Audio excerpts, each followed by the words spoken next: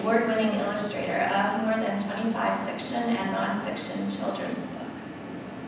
Titles include Lion, Lion, and Raisin, The Littlest Cow, both by Miriam Busch, Not Afraid of Dogs by Suzanne Pitzer, My 4th of July by Jerry Spinelli, and Found by Jeff Newman. And Found is on the back gallery wall. The entire book is on the wall, including storyboards. Non-fiction books include Nice Work, Franklin, a picture book about FDR by Suzanne Germain, and Colonial Voices, Hear Them Speak, Voices of the Underground Railroad, and Voices from the Oregon Trail, all written by Kay Winters. Larry Day is the recipient of 3 gold medals from the Society of Illustrators, the Golden Kite Award, NPR's Best Books Award, and many others which are too many to name. He was born and raised in Gibson City, Illinois, a rural farming community, where he flunked high school art. He received an associate's degree in commercial art and worked as a staff artist for pinball and video games before becoming a storyboard artist and a picture book illustrator. Please join me in welcoming Larry Day to Lynchburg.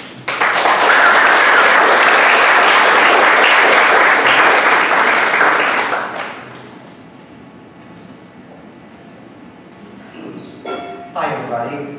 Thank you, Laura. Thank you, Kathy. Thank you, Martha. Thank you, Danny, for putting this all together. And it's really terrific to see that entire book up on the wall back there. Wow. Usually when I do a book, the artwork goes in a drawer, and I'm on to the next one. So it's nice to see the appreciation of, especially a wordless book. How many students do we have in here? Do we have art students in here? Yeah? Great. Yeah. Well, I think the talk I'm going to give you is geared mostly towards art students or art colleagues. So I'm hoping that everyone here will have some art in them, that they'll appreciate the things I'm going to say, I hope. In the brief time we have here, I'm going to do something kind of ridiculous in that regard. I'm going to talk to you about my 50 years of art experience. So, let me get this. I just recently did this watercolor sketch up in the mountains of Colorado. Francis Bacon. I'm going to try and prove Francis Bacon wrong here, but if I don't succeed, just don't tell me. I'm, first of all, a visual thinker, and so the first language I speak is art. The second language I speak is English. So I've never been a big reader. I'm still not a big reader.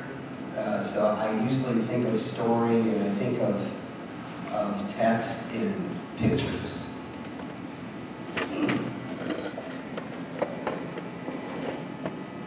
This is Ernest Shepard. He drew Winnie the Pooh, one of my favorite illustrators. But I'm thinking in this, like, this is, who are we as artists? And that's kind of like me right there, painting out in nature. But, you know, we all come from somewhere. We come from a mix of environments. We come from a mix of education, heredity, and some kind of magic formula. I don't really know what that is, but chaos to control. I come from chaos. As a child, my mother had an outrageous temper that was unpredictable, and it seemed like as a toddler, you're always on edge, and as a toddler, you think your mother's going crazy, and you think that it's your fault, right? Because that's the one person that's your first love in life. And all of a sudden, your mother turns on you for not really your own reason, but it just, so I became very shy, and I kind of hid from things. So I was looking for something, I didn't realize that I was looking for something to control in my life. I had no support from my brothers. In fact, one hot day, we were in the car, and I was in the back seat, and I was doing that thing that I don't usually do. I was reading. And I had a book on jaguars or something, I don't remember. It was a novel. It was a paperback, and it was a hot day, and we were driving back from this place we had on the lake.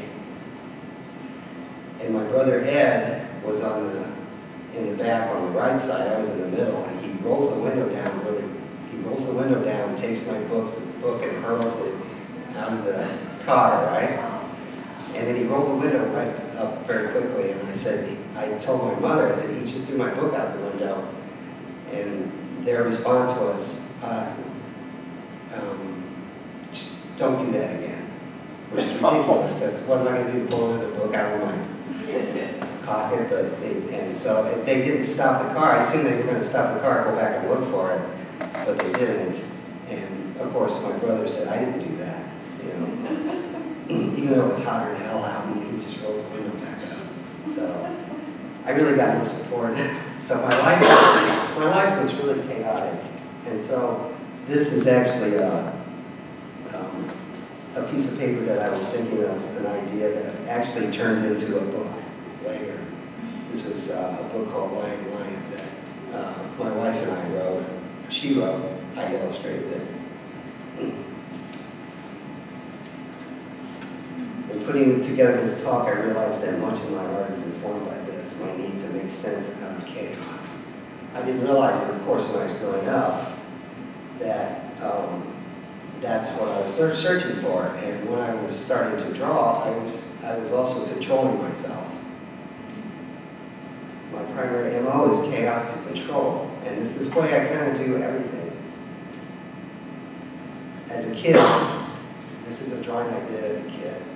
When I say kid, I was probably a teenager. And I found drawing trees was very relaxing for me. So the more I drew, the more I settled myself down, and I could find some peace.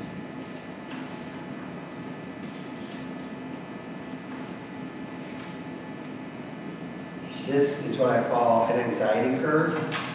This is how I start drawing a manuscript. This is just a metaphor. But, and then like 20 minutes later, I'll take things away, you know.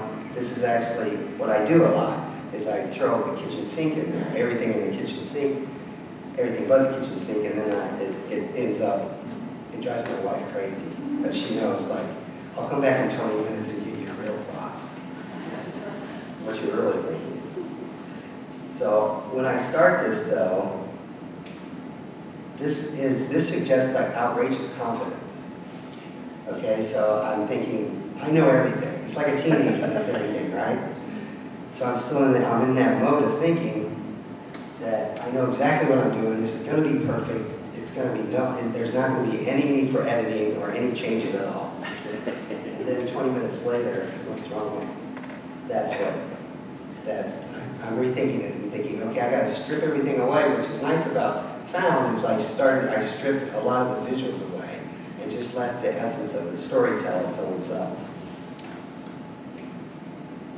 This, I believe it might be on the wall back here, but this is one of many pages when I was trying to figure out the heartbeat and the story for Found. Is I started out with this, and the purple lines around are the ones that my wife and I would go through and select because she would help me a lot. She's a marvelous storyteller, so I depend on her a lot. She's actually the third author of this book of Found. She's not so happy about not getting credit for it, but I can't blame her. Now this is another storyboard for a book called Duel. It was about the duel between Alexander Hamilton and Aaron Burr, which unfortunately is out of print right now, which always amazes me because the musical is so popular, they should just like sell it in the lobby.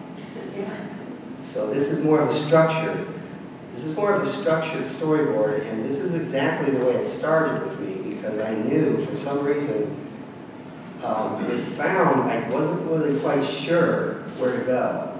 So this is a process of chaos to control where I was eliminating the things that didn't need to be in it. This, I kind of knew I had this idea in my head that was so strong that I actually knew how this story was going to go visually. And one thing about nonfiction is that the story's already there. So it's like you can't change the story. You can't, manipulate it. You just tell the story in the way that you see it. So that's why nonfiction is appealing to me sometimes. So these are actually storyboard frames from it, which looking back, I probably should have just had them publish these drawings because I think they're very impactful. So originally on this story, I went to a friend, children's book author, illustrator, and I sat down and we were looking at the manuscript, and the first thing we thought was this manuscript is too long. And I'm not the editor, and he wasn't either, but I approached the editor, I said, let's cut this manuscript in half. I think you'll have a much more effective story. Because a lot of the story is going to be taken by the illustrations. So this was notes I was taking about the book, and the author was referring to Alexander Hamilton as, I think, the Secretary of State. But then we thought, he should be referred to as the signer of the Constitution. So we did things like that, and Aaron Burr, we referred to him as the Vice President because kids would know what a Vice President is. Not all kids, but. And this was an idea. These were ideas I had for a female cover. And I just wanted something very direct and emotional. And actually, this is a study for it. And then there's the final, and I added whichever one is which. You don't really know what they were wearing, but this could have been Hamilton, or this could have been Burr, that could have been Burr in the distance. And then I added the cloud formation below just to bring your eye down, and then I added the buttons on the coat I thought were interesting, so I tied it with the end of the butt of the gun. But I was looking for this emotional connection to the story on the front cover. I wanted a cover to say, this is what this book's about. You don't have to guess. You see it? And actually, for the longest time, I had the editor convinced that we don't want any title or names on the front cover, just this. And we almost had it. The committee, there's a a lot of committees in life, right? Or their committee like, decided that was not a good idea.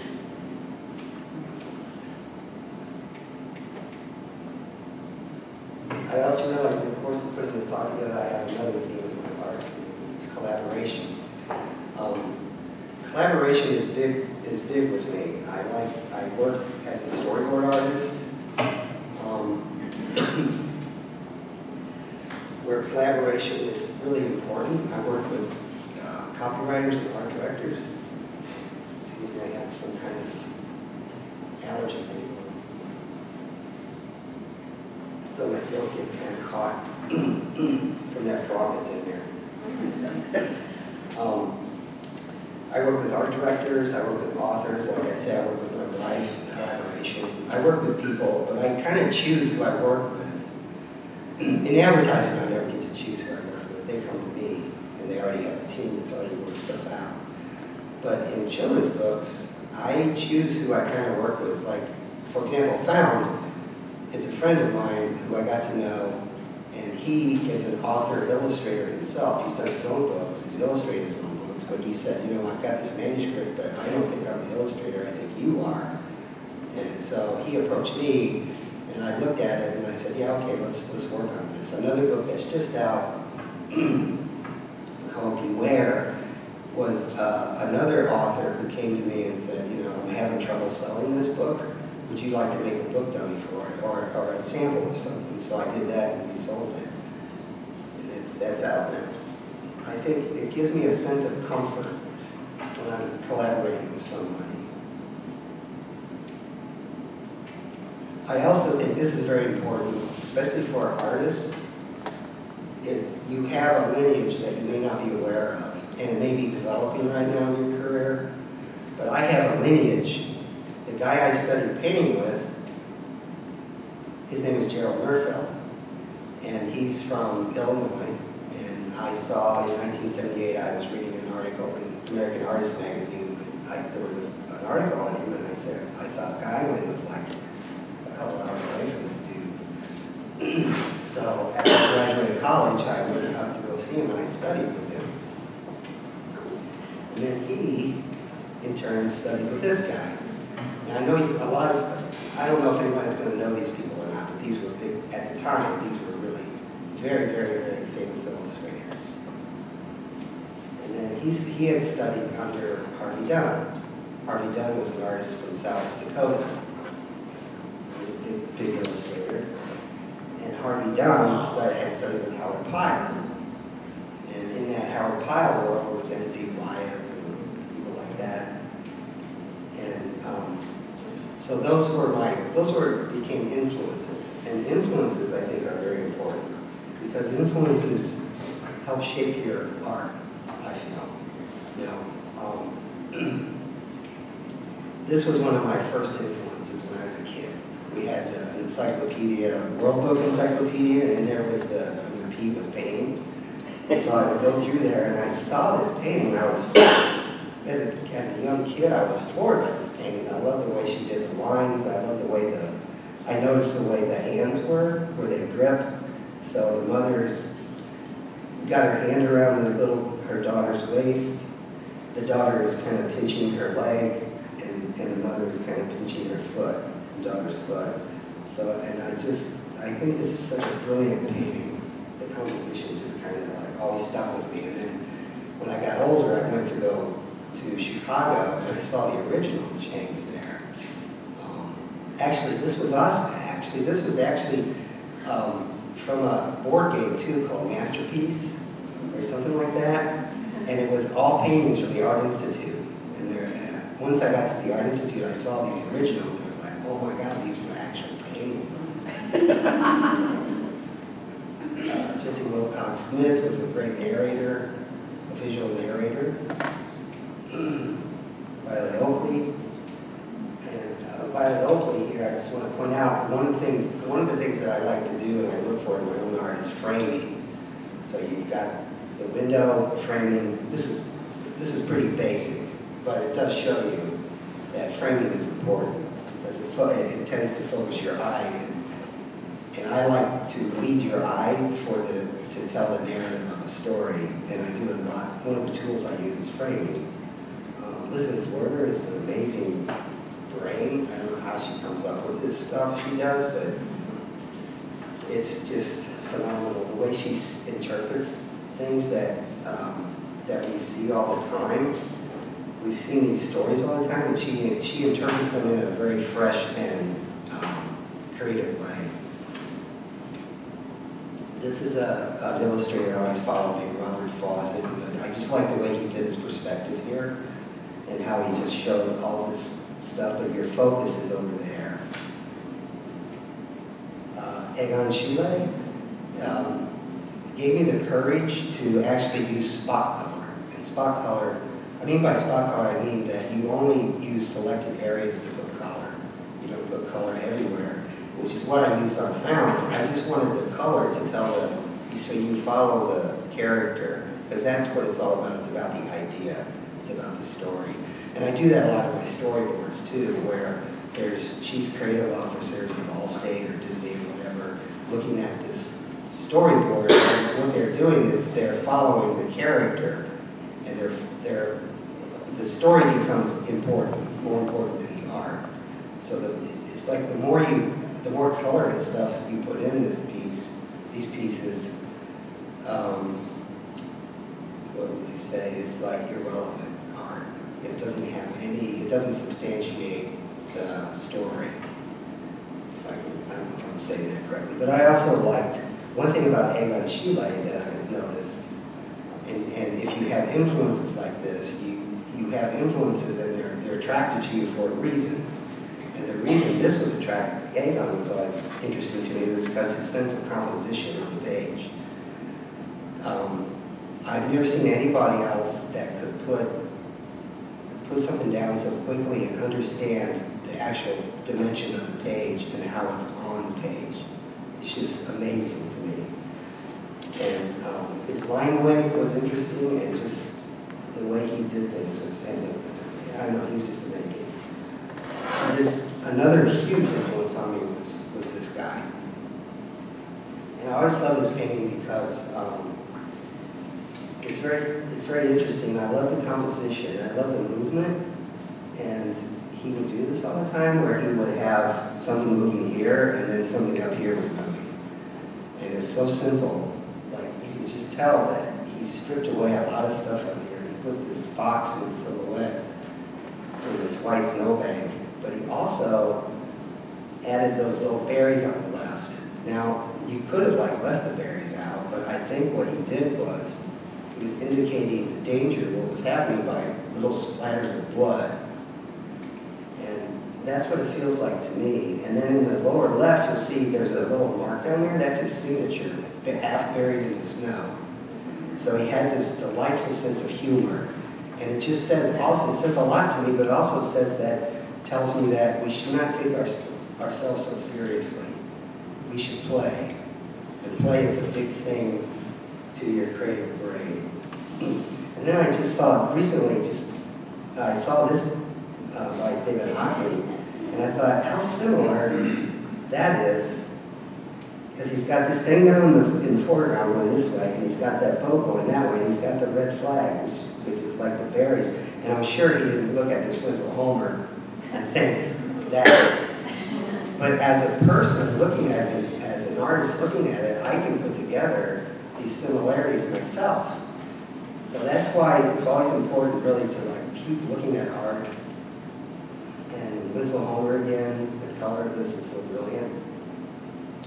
I also learned from Winslow Homer, looking at his work, about the horizon line. Because a lot of Homer's paintings, he puts the horizon a lot of times right smack in the middle. And then he does this thing where he violates it, which means that sailboat is violating the horizon. And the other sailboat is doing a thing that I also like to look at is our patterns. So if you repeat something, there's a reason to repeat things in a composition. This is another artist that I always like. I always like Japanese woodcuts, but this artist in particular. This is kind of like a boring piece. It's not that exciting. But what he did here, just to point out, is he did the same thing that Homer did.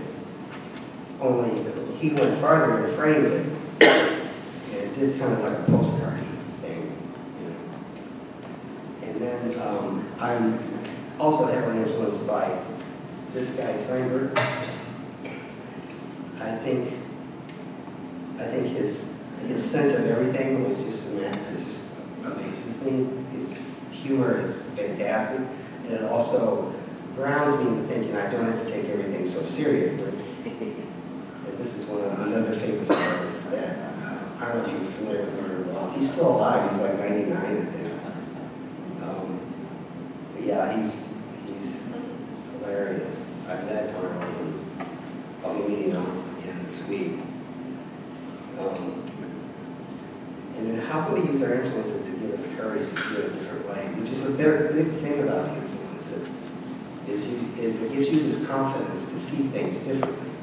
Now this is a drawing by a guy named Thomas Fogarty.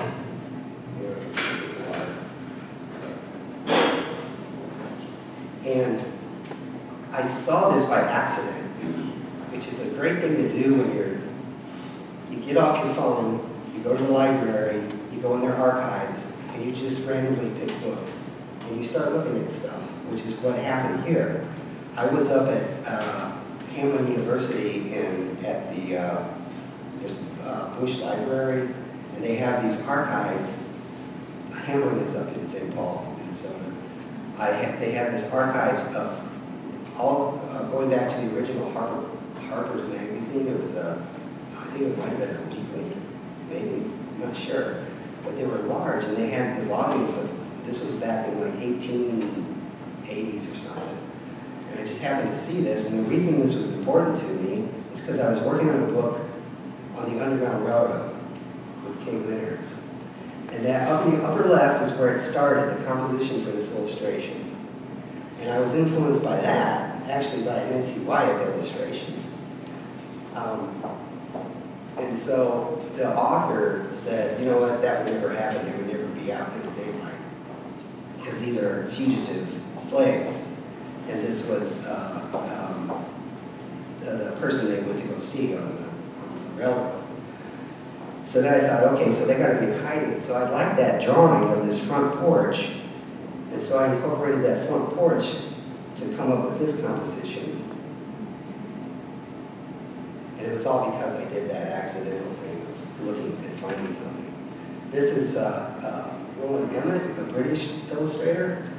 And I was working on a book on this duck called Una, who builds this kite contraption. And at one point, that's how I had drawn originally. That was the original drawing of the duck. And she builds this kite, and the author was looking at it, and she said, you know, that's great, but, you know, can we, like, ramp it up? And so I was thinking about Roland Emmett. I know Roland Emmett's work. I saw him as a kid at the Museum of Science and Industry in Chicago. And then I came up with this.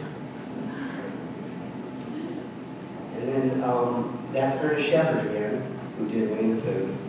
And I was influenced by that to draw this, which became a book that's out right now called Beware. And this is from that book. And it's a great little book because the entire book uses only the letters in the word beware.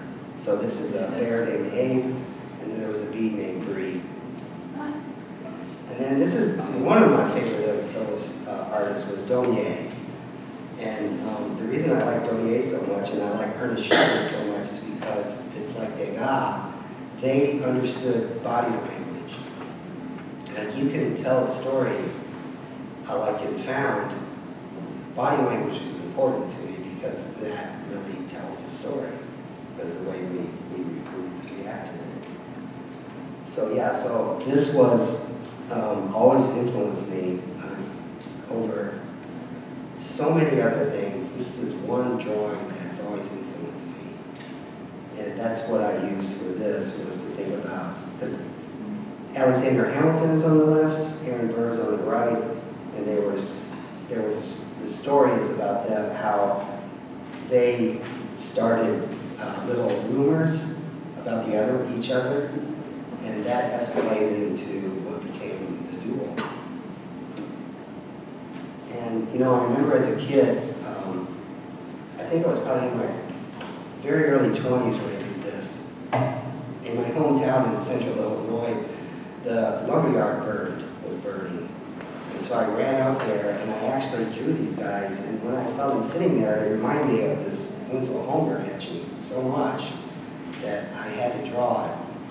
So these are the guys just sitting there, and I was drawing them as they were watching the embers. It was all burned.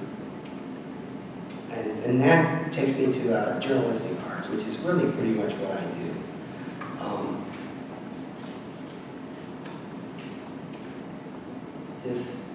This is Robert Weaver. I always liked Robert Weaver.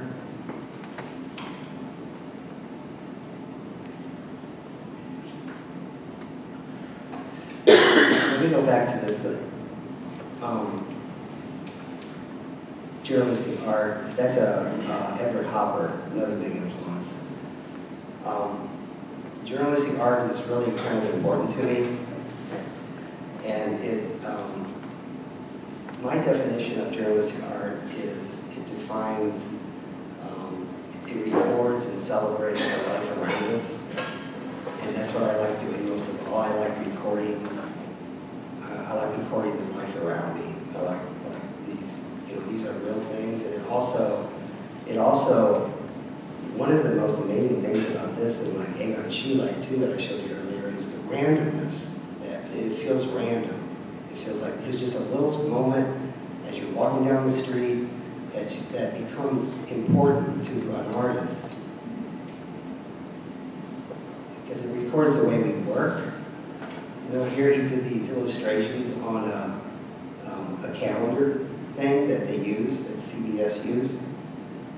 They printed it that way. He just thought, this is kind of great because it records the day and it records what he saw that day.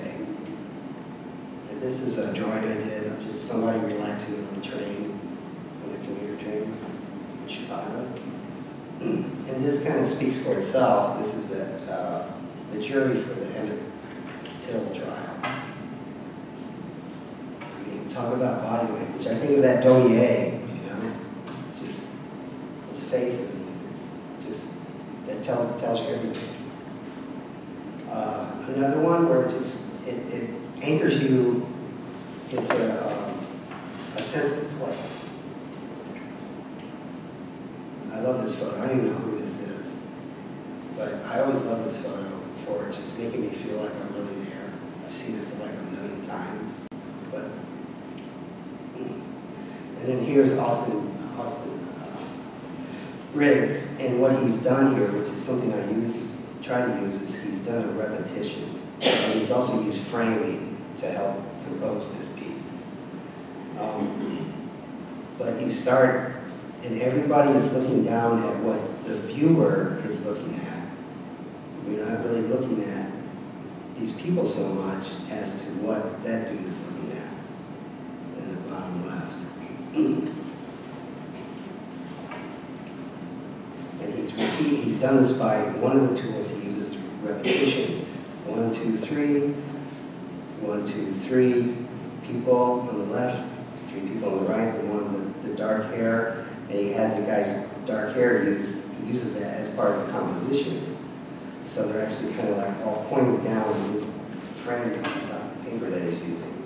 Now, this is dated, of course. This was probably back in the 50s or 60s. But the principles are still there for it,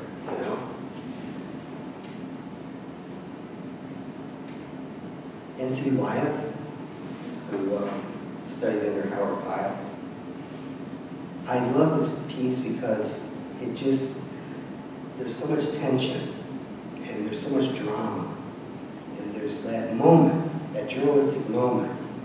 It's not, it's just a moment in time. And I also like the way he put that tree, the guy right in front of that tree, and the tree limbs almost mimic the 2 guys. And so there's like that kind of a repetition is really great, and I really love that. And the way the weapons are pointing this way, and they're walking that way. But they're hesitant, they're not quite sure yet. one guy is so confident that he's going, the guy in the foreground, the other guy, he's not so sure yet. He's watching their tail. And this is somebody that you probably never heard of. He was from my hometown in Gibson City, Illinois, which is central Illinois. And Russell had a hardware store that he took over from his father, and he also drew this comic strip. And this comic strip was his actual hardware, revolved around his actual hardware store, and Mr. Oswald was the title of the comic strip, and that was his father. And all these characters were from the town, and he knew them, and he put them in the story, just like E.C. Segar did with Popeye. All those people in Popeye were people that he knew. And I actually got to know Russell, and I actually took this strip over for about 10 or 12 years. And, you know, I was a third-rate Russell Johnson, so I ended up finally, I can't do this anymore, I can't think like he did. But, and then Robert Frank, what can I say about Robert Frank? He's just like, I always look at Robert Frank for so many things. The sense of character, the character in this is just amazing in its composition. And again, even in photography, you can do things like I was just mentioning, repeating things in the forward, in the back, in the middle ground. And in the way the houses are, the repetition, and I think this is in Wales, the mining town in Wales. And so when I draw, I'm actually like drawing things like, these are real people doing real things, and so I have this kind of, when I draw real people in real situations, I feel connected to them. And this is Sidney Smith, a picture book illustrator. I've gotten to know Sidney a little bit, and this is journalism in picture book art at its peak. And again, with the framing, you know, it's important. So when we're lost, I usually ask for help. And you gotta be careful who you ask. You can't just ask anybody to help you, you know. But, and then what I do is, you gotta figure out what you're gonna ask. And you gotta find the heartbeat of the story. Where are you in the story? Where am I in the story, like in Found? And what's the heartbeat of the story? And what's the reader's heartbeat? And each image contributes to that heartbeat. So you got to figure when you do the picture book, oh my God, it's like, how am I going to do this thing? It's like 32 pages of torture. So actually, you know, I paint watercolors and I do draw storyboards and I do picture books, and picture books by far is the hardest thing I can imagine. And this is the actual manuscript that Jeff started with the book Found. So this is what I originally got from Jeff.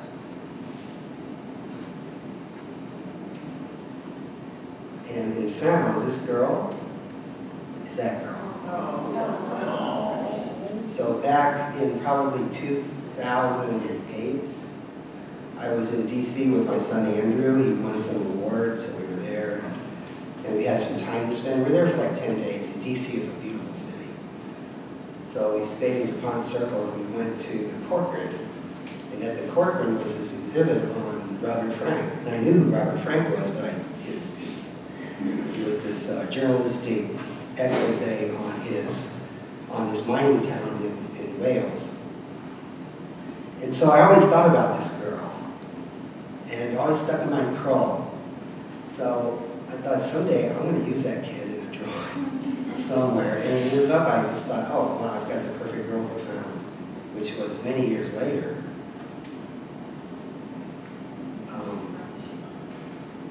I'll just go through this quickly because the work is back there a bit. This was based on my years in Chicago of looking at the Burnham in Chicago, the building on State and Whitney, Washington. I always liked this building. My wife and I stayed in this building. I they have these great Chicago windows, and I thought, let's make it urban. Jeff and I originally thought we would make it urban, so I thought this is a perfect place. So it's based on this. And the dog, which is kind of weird because you would never see that really from that kind of a building. But I figured no one's going to know. And the biggest thing about this is this is called an establishing shot. So you're establishing where it is, who it is, and it's raining, so you're establishing all these things. And so your connection to this next piece, like this one, is an easy transition because you understand where we are when it's raining. And this is a thumbnail sketch, but originally this book started off with a different title and a different ending than it did. And thanks to my lovely wife, who couldn't come here and join us, but she actually helped write this story. She's actually the kind of third author. So originally the story was she loses a dog, and that's the end of the story. So she has to, and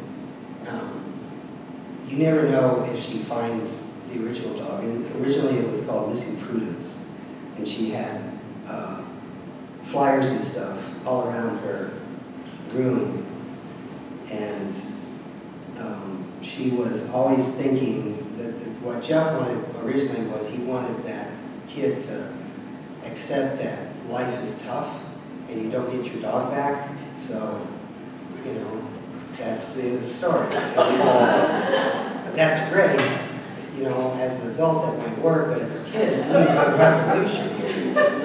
So Miriam was always back and forth with him, and I was back and forth. I gave him many different ideas for endings. So we basically stripped all that away and changed the title to Found. Actually, the editor came up with the name Found. My wife Miriam and I were in the editor's office at one point, and unbeknownst to the author, because he wasn't there, she turned to the editor and said, you know what, Missing Prudence is not the title for this book. He looked at her and said, but I've always thought of Missing Prudence for the title of this book. What do you mean? And it was like taking a bag of popcorn away from a kid. And he thought about it and he said, you know what, I think you're right. This isn't the title anymore. It doesn't fit. So we changed it, and he came up with Found. And then the art director put a period on it, which is very rare. I don't think I've ever seen that on a title, which I thought was great. And so she gets to know the dog, and what I wanted to show you here was not just the framing thing, but also that I wanted to show you day-to-day things that we have, that we surround ourselves with in our lives. So everything is common, and it kind of gives me peace and quiet by seeing things that we surround ourselves with. The sink, the toothbrushes, the towels, and so it helps you focus on what you want the reader to look at. And this is a thumbnail sketch of how I wanted this to work, because all the time when you're doing these things, when you're coming up with ideas and working on manuscripts, everything is a work in progress. And so actually I think the book was almost done when I thought of this sequence. And that led to this thumbnail, which the original is back there on the wall. And then this is just to show you that my way of showing the reader she was befriending this dog. It was becoming part of her life. Because at first, when the dog shows up, she hates the dog because she doesn't want a dog to replace her other dog. So this is a sketch which led to this. Originally, the author wanted the dog to bark at the poster. And well, that's okay, that's interesting, but it doesn't fit the story and it doesn't fit the narrative. You know, so let's have the girl look at it. And so I placed the dog's picture and the dog's face right there, so you obviously, if you miss that, then you should stop reading altogether. And so this is interesting because this changed. this was, Jeff and I had this idea of her moment of, this is a pivotal moment in the book where she has to decide what to do with this dog. She knows it's not her, she knows who it belongs to. Now she has to make a decision. So Miriam was talking to me and she said, you know, this is a pivotal moment in this book. You should like slow it down. So I came up with this to slow it down, like what would she be doing in the middle of the night? I mean, this shows one thing, but this shows the body language like Maier would do, of her wrestling with this decision. You know, the dog doesn't care, as dogs do, though. You know, we have a dog at home that would go home with anybody. And then just to add, just to punch it up a little, I put the picture up, I kept that picture up there on the left on her little dresser. And then this is just a sketch. And this was another ending of where she's walking with this we kept, but now she's being followed. And then she goes, and then the boy befriends her also. That was one of the endings. It was okay, but it just didn't feel like it was, it just felt like a kind of a cop-out, you know, kind of an easy solution. And then, so that's how we came up with the ending on Found. We just kept working on it. And then at the end of the end papers, we see that she does have probably another dog. And the dog in the window that she found was inspired by my son Peter, who always loved that type of dog, so that's why I put it in there. Now this is another book. These are thumbnails, just a couple here to show you of another book that Jeff and I are working on. And we're actually, we have this in front of publishers right now to see if we get anybody to buy it.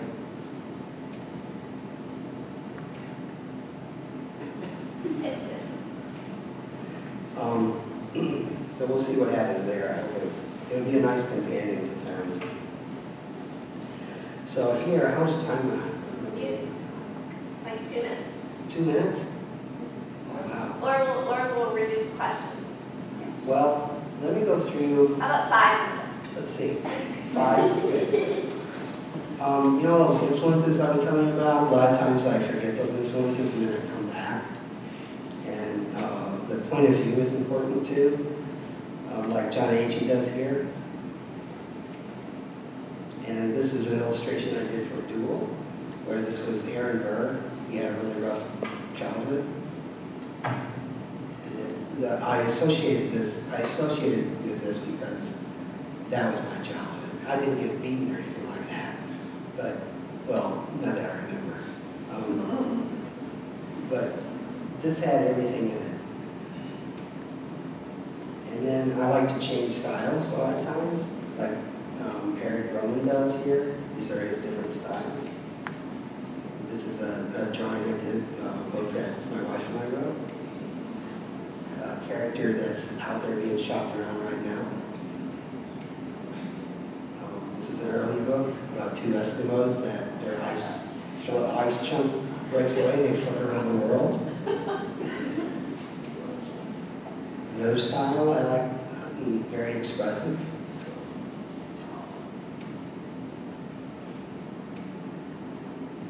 And there's the dog with the kite.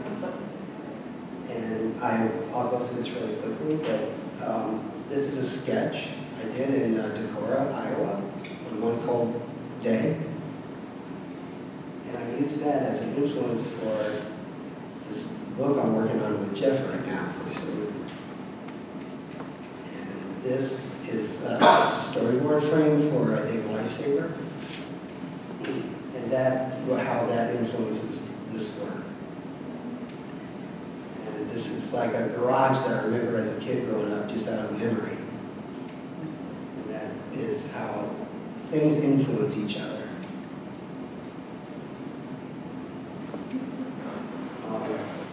The heartbeat of a story is probably the most important thing.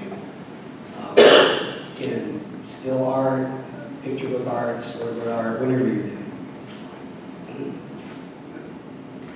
And the courage to fail is important, I think. And these are people that I would not ask to help me. So that's my brother on the right, who threw the book out the window, and unfortunately he's not with us anymore. But that's my family. And that was a mural in our basement that some neighbor painted. That woman's a big influence on me. Go back to him for a sense of humor. He drew, what's the famous book he did? Natalie, right. Again, Elizabeth Werner, how she interpreted Alice in Wonderland. Ben Sean, a big influence. And this is a big influence on me. Johnny Gannon would actually draw out 5 or 6 of these before he started on watercolor paper, knowing full well that the first one wasn't going to be it. And so he would go through and do 3 or 4, and then the last one he would pick all the best things he had done and leave out the crap, and finally come up with the final illustration that way. And I guess he was doing that up to the end of his death. Robert Frank again, he inspired this piece that I drew, which I changed and saw it in a different way, this way, and then this way, and then this way. And who are you as an artist? What's your heartbeat? What drives you? Find that, and then shape it. I finished. Thank you.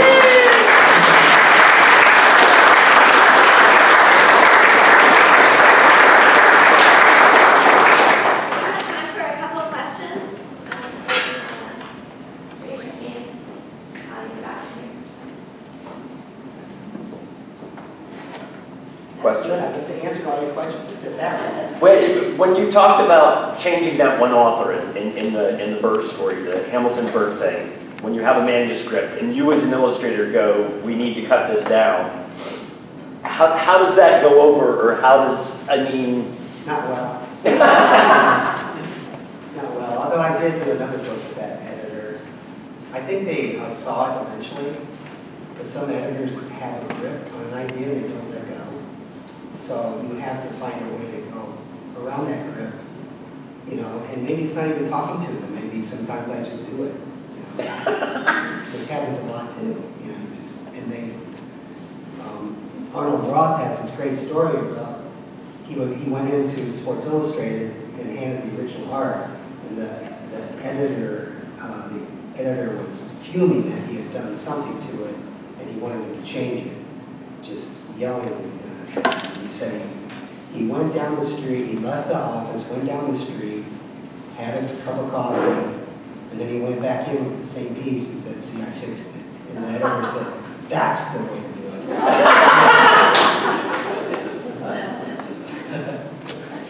Thank you. Yeah, but usually that's up to the editor to make those decisions. But you know what? Once a book is done, it's done. And if it went out without me making an effort, I don't really care if there's a friendship or not. That's not important to me. The important part is the end result. It's the book itself. Yeah. I don't know how to quite formulate this question, but you showed an image of a book that you've already illustrated and you're going to present to a publisher, hoping to find a publisher. I thought the process was to find a publisher and give them a storyline. And then they come back to you with, we'll accept the storyline and we'll find the artist. That's usually what works, yeah. Is it? You're right, yeah. Usually it's up to the editor to align the author and illustrator. But I don't usually work that way, so. And you're at a point in your career where you can choose. I can't. That's probably the difference. Yeah, although those decisions were not always good. Some books I've done that, boy, I wish I would have done that one. You know, I'm glad it's out of print. But usually I'll show thumbnail sketches and then maybe a finished piece to an editor.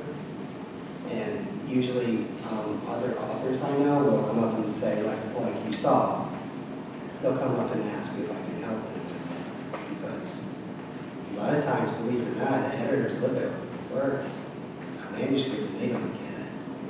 Because they have to see, and once they see the visuals, they go, oh, I get it. Like, I remember in the advertising, this team came up to me and said, look, Allstate is really afraid of this new campaign we want to do, and they don't get it, and they, every time we go to them and present it, they say no, no, no, no. And so what you do was a keyframe. A keyframe is just one storyboard frame to represent the whole commercial.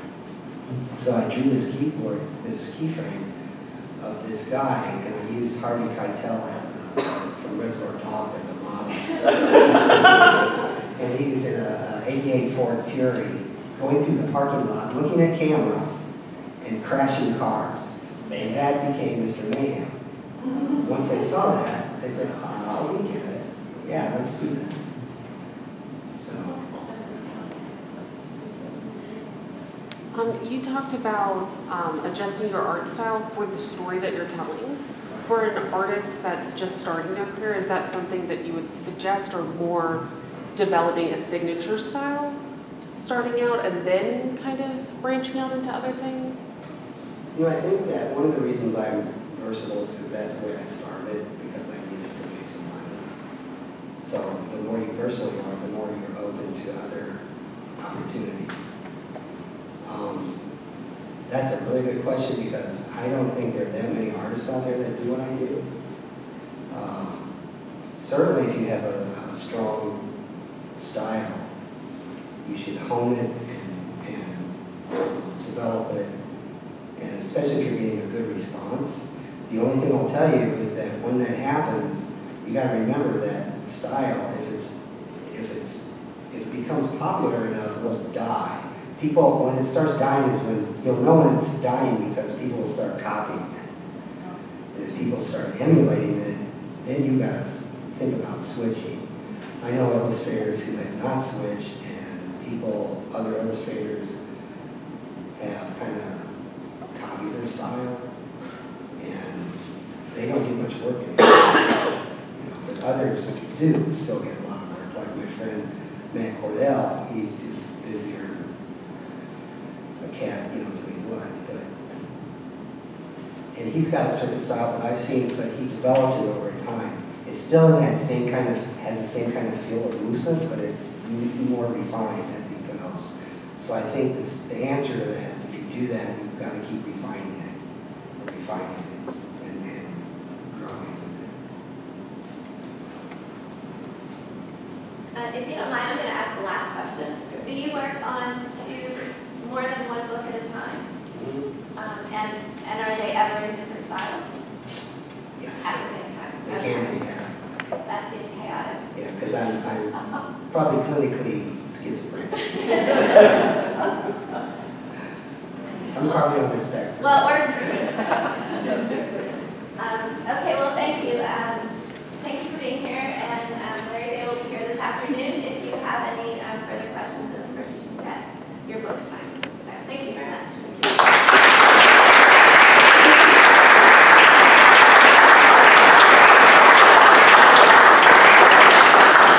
Maybe you have time to run to the restroom before we start the documentary.